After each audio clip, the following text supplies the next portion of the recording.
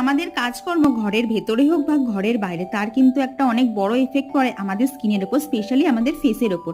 আর তোমরা অনেকেই জিজ্ঞেস করো আমার স্কিনটা কিভাবে এত ক্লিয়ার, একটাও দাগছোপ নেই।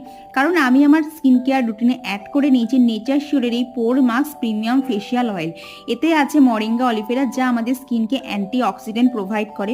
এই অয়েলটার সাহায্যে ওপেন পোর্স কমাতে তোমরা পারবে। এছাড়াও ত্বকের বলিরেখা, ত্বক টান টান করতেও এই তেলটা কিন্তু ভীষণভাবে এফেক্টিভ।